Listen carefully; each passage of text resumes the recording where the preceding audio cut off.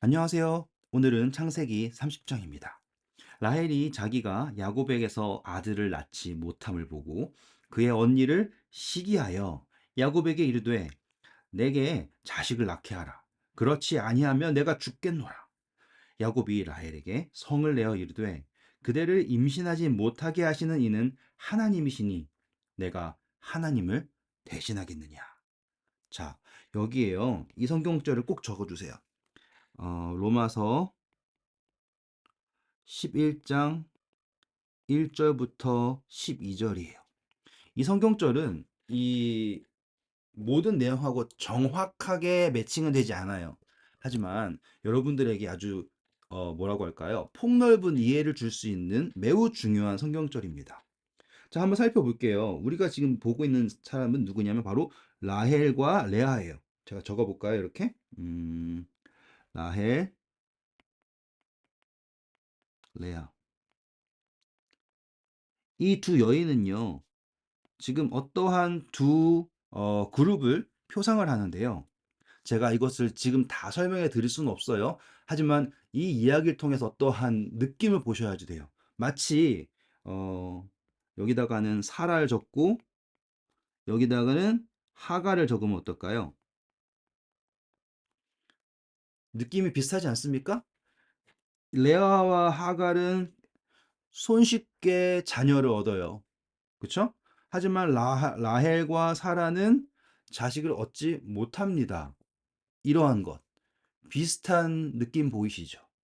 그래서 우리가 전 시간에 하갈은 행함으로 말미암는 의를 상징했네요. 그리고 사라는 믿음으로 말미암는 의를 상징했고요.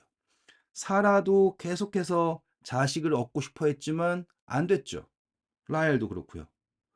그래서 지금 사라가 자식을 얻기 위하여서 한 행동이 무엇이었습니까? 라는 거를 이제 하나씩 적용하면서 보시면, 적용이랄까, 비교하면서 보시면 이 이야기가 새롭게 보이실 거예요. 한번 따라와 보세요. 자, 야곱은 내가 하나님이 아닌데 내가 어떻게 하나님을 대신하겠느냐? 라고 이야기를 했습니다. 3절입니다. 라헬이 이르되 내 여종 빌하에게 들어가라 그러죠. 사라랑 했던 행동과 똑같죠? 라헬이 하는 행동이 지금 그런 걸 보시라는 거예요. 빌하에게로 들어가라. 그가 아들을 낳아 내 무릎에 두리니 그러면 나도 그로 말미암아 자식을 얻겠노라. 지금 누구를 통해서 자식을 얻겠다고요? 여종을 통해서 얻겠다. 하나님을 통해서가 아닌 여종을 통해서라는 어떠한 표현을 살펴보셔야지 돼요. 그래서 4절입니다. 그의 시녀 비라를 남편에게 아내로 주며 야곱이 그에게로 들어갔더니 비라가 임신하여 야곱에게 아들을 낳은지라. 라헬이 이르되 하나님이 내 억울함을 푸시려고 내 호소를 들으사 내게 아들을 주셨다 하고, 자, 하나님이 주셨다고 했어요? 아니죠. 여종을 통해 얻은 거예요. 하나님을 통해 얻은 게 아닌데 그렇게 믿는 거예요. 누가요? 라헬이. 자, 재밌습니다. 그쵸? 내게 아들을 주셨다 하고 이로 말미암아 그의 이름을 단이라고 합니다. 제가 미리 적어놨어요. 왜 적어놨냐면 지금 이거는 첫 번째가 아니기 때문에 같은 거 계속 적으니까 너무 힘들더라고요. 그쵸? 그래서 제가 미리 적어놨습니다. 7절입니다. 라헬의 시녀 비라가 다시 임신하여 또 임신을 하네요. 둘째 아들을 야곱에게 낳음에 라헬이 이르되 내가 언니와 크게 경쟁하죠. 자, 이게 목적이 그거예요. 아들을 얻는 것이 목적이 아니라 언니랑 경쟁해서 이기는 게 목적이네요. 이제 뭔가 보이지 않으세요? 라헬이 지금 약속의 자식을 얻고자 하는 그 목적보다는 언니와 경쟁하는 게 목적이 있네요. 이겼다 하고 그의 이름을 납달리라고 합니다. 자, 납달리의 의미가 뭐냐면 경쟁입니다.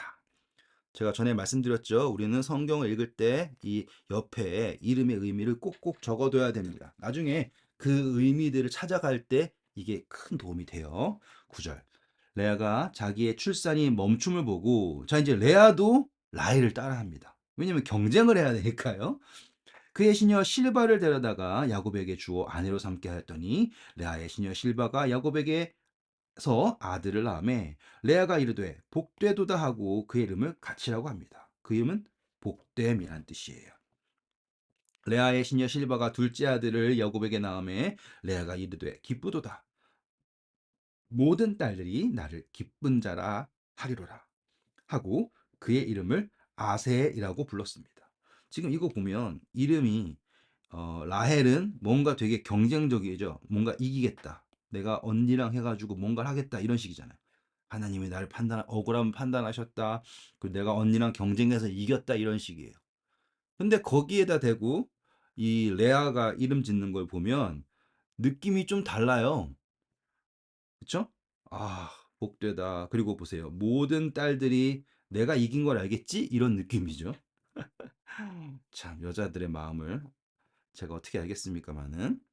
자, 이제 14절입니다. 그때 이제 새로운 일이 등장하는데요.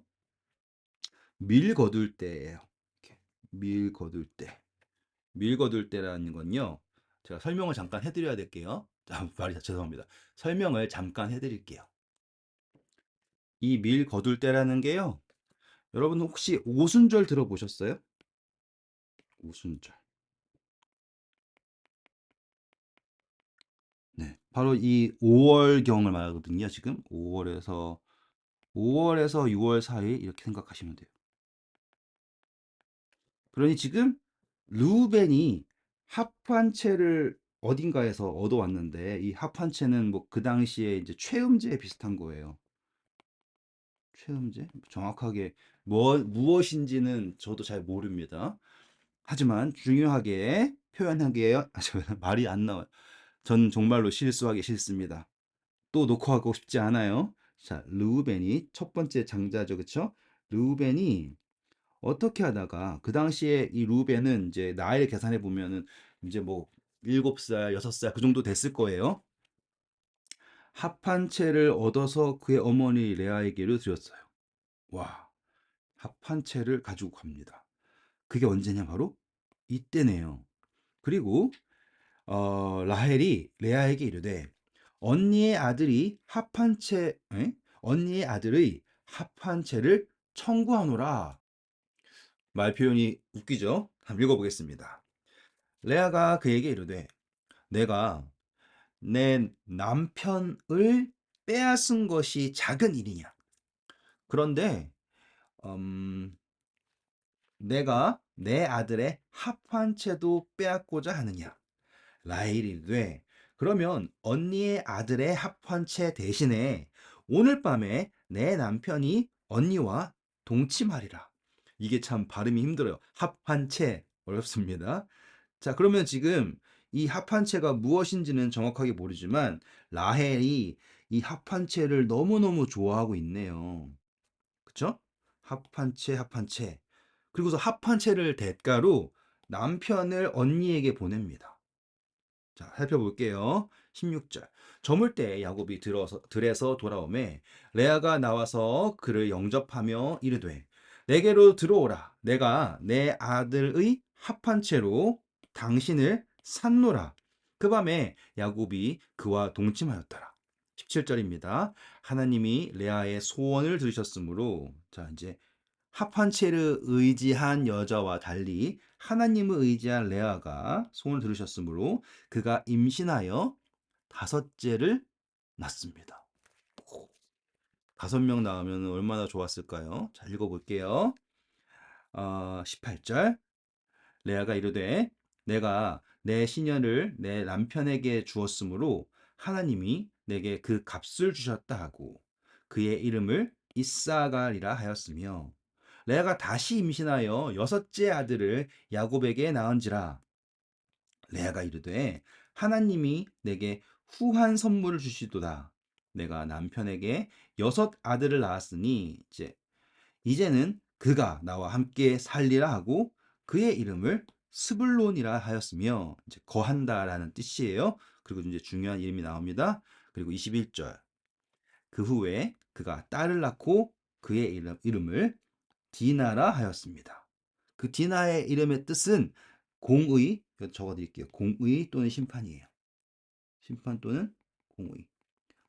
지금 보시면 단도 심판이었죠, 그렇죠? 지금 디나랑 단이랑 이름 비슷하지 않아요? 네, 이렇게 이제 그 음을 따라가다 보면 그 의미를 알게 됩니다. 그러면 여러분이 보시는 것처럼 레아에게는 자녀가 몇이 있는 거예요? 라는 것을 숫자로 한번 세어보세요. 그러면은, 오, 이렇구나. 라고 하는 거예요. 자, 그러고서는 이제, 잘 들으세요. 레아가 이 자녀를 다 얻었어요. 어디까지 얻었어요? 이 여섯 번째 아들까지 얻었습니다. 레아가 얻은 여섯 번째 아들이에요. 그쵸? 그러면 이제 하나님이 여섯 번째 아들이 끝나고 나서 이 야곱이 사랑하는 라헬에게 아들을 주세요. 그럼 몇 번째게요? 이렇게 읽으시는 거예요. 아시겠죠? 22절. 하나님이 라헬을 생각하신지라. 하나님이 그의 소원을 들으시고 그의 태를 여섰으므로 그가 임신하여 아들을 낳고 이르되 하나님이 내 부끄러움을 씻으셨다 하고 부끄러움을 씻으셨다. 그러면 아들의 이름은 뭐라고 해야 될까요? 부끄러움을 씻으면 이래야 되지 않을 것 같아요? 근데 이 라헬은 그의 이름을 요셉이라고 합니다. 그 뜻은 무엇일까요? 여호와는 다시 다른 아들을 내게 더하시기를 원하노라 하고서는 더함이라고 했어요. 이 라헬의 이 마음가짐이 참 재밌어요. 그러니까 라헬은 지금 약속의 아들 아니에요. 이기고 싶은 거예요. 내가 더 이런 느낌. 자, 25절입니다. 라헬이 요셉을 낳았을 때 이제 중요합니다. 아유, 뭐 맨날 맨날 중요하다고 그래 죄송해요. 근데 사실이 그런 거 어떡합니까? 정말 중요해서 그래요. 언제냐면 라헬이 요셉을 낳았을 때예요. 요셉을 낳았을 때. 그리고 요셉은 이 야곱의 입장에서는 그 첩의 아들들을 빼고예요. 야곱의 입장에서는 일곱 번째 아들 중요합니다.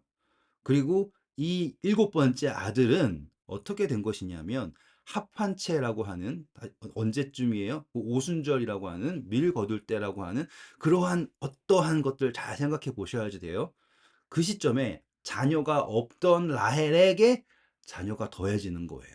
그러한 것들을 이렇게 큰 그림 속에서 보시면 이 라헬이 표성하는 게 무언가와 딱 맞아 떨어진다는 것을 확인하실 수 있을 겁니다. 그리고 중요한 건 뭐냐면 요셉을 낳자마자 야곱이 이제 라반에게 탁 이 말을 하는 거예요. 라반에게 이르되 나를 보내어 내 고향 나의 땅으로 가게 하시되. 그러니까 요셉을 낳기 전까지는 야곱은 고향으로 돌아갈 생각이 없었어요. 근데 요셉을 낳았을 때 야곱이 이제 드디어 고향으로 가겠습니다라고 결심을 해요. 그리고 여기 하나만 적어 놓을게요. 나중에 성경을 읽을 때 도움이 되기 때문에 적는 겁니다. 이때 죄송합니다. 야곱의 나이가 몇 살일까요? 야곱의 나이. 그 나이는요, 적어만 두세요. 91세예요.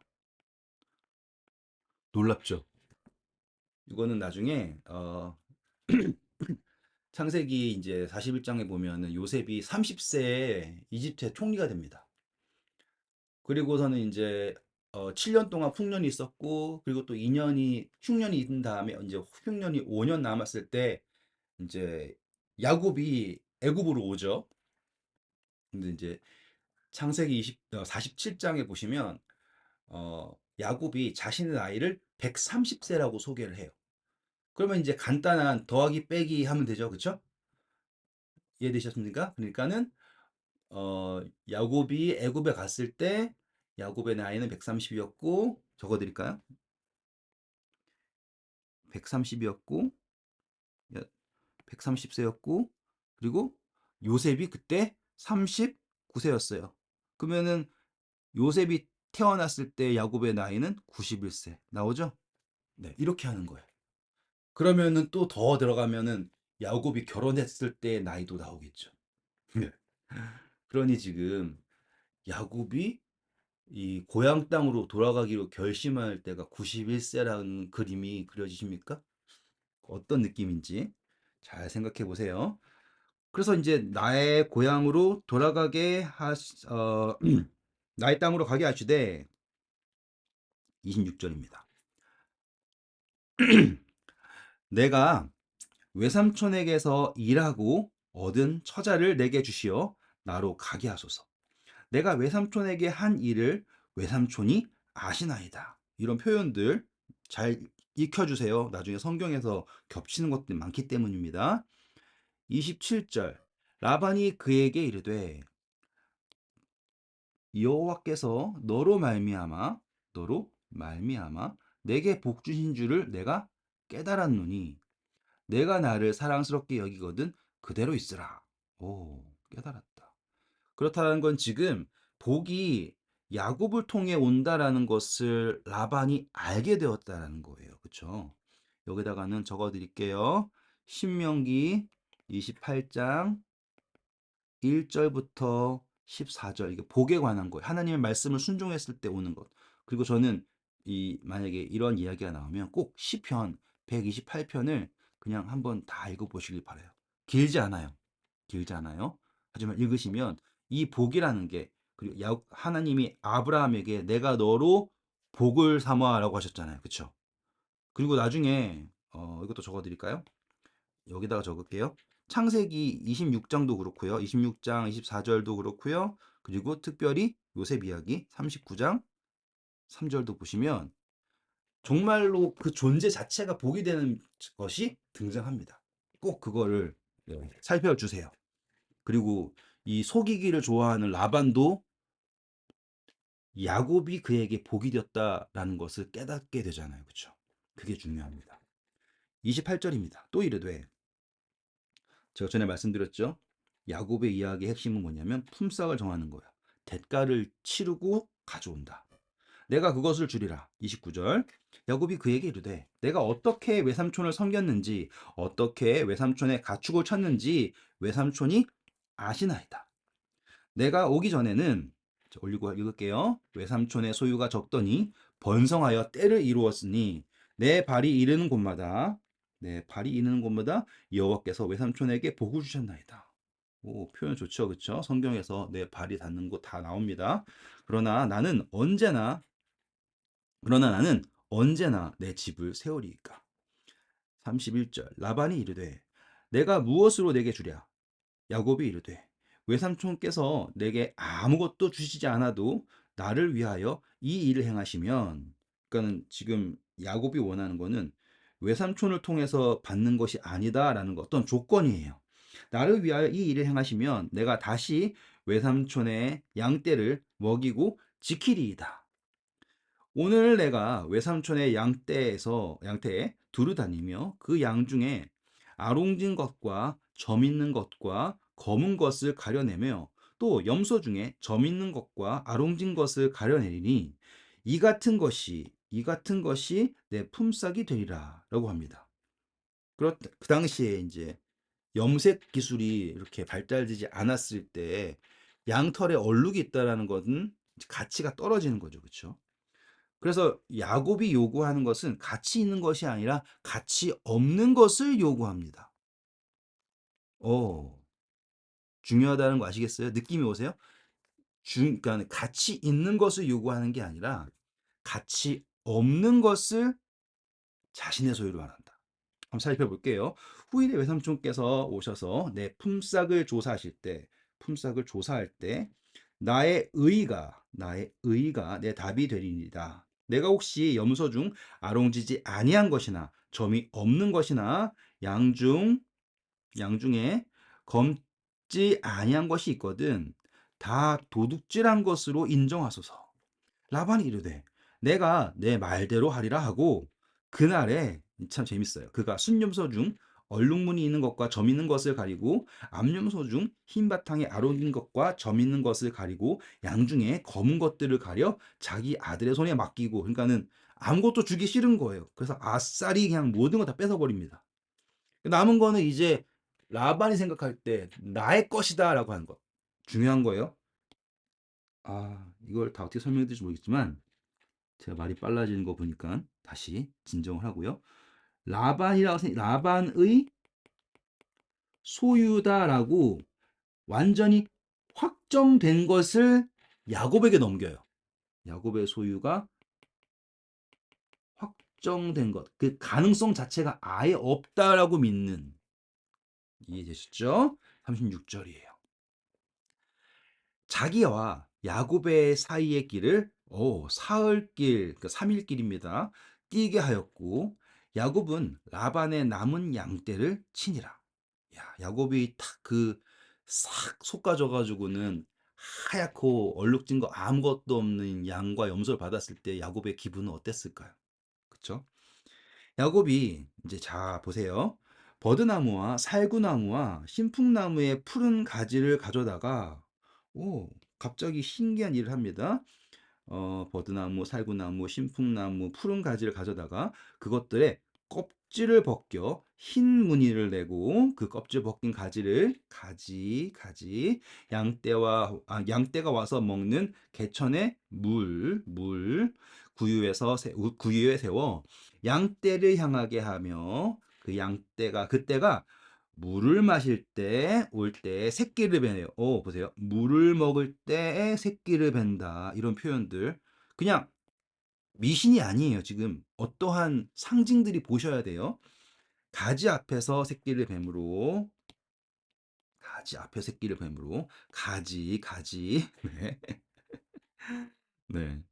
예, 어쩔 수가 없습니다. 다 상징이에요. 다 보시면 얼룩얼룩한 것과 점 있고 아롱진 것을 낳으니라. 이거는 유전학적으로 말이 안 되죠. 어떻게 예? 가지 앞에서 새끼를 베면 얼룩얼룩한 것과 점 있고 아롱진 것을 낳을 수 있을까요? 말이 안 되죠. 야곱이 새끼 양을 구분하고 그 얼룩무늬와 검은 빛이 있는 것을 라반의 양과 서로 마주보게 하며 자기 양을 따로 두어 라반의 양과 섞이지 않게 하며 튼튼한 양이 튼튼한 양 새끼 뵐 때에는 야곱이 개천에다 양떼의 눈앞에 그 가지를 두어 양이 그 가지 곁에서 새끼를 베게 하고 그 가지 곁에서 새끼를 베게 하고 약한 양이면 그 가지를 두지 아니하니 그렇게 함으로 약한 것은 라반의 것 튼튼한 것은 야곱의 것이 된지라. 어떻습니까? 뭔가 있는 것 같지 않아요?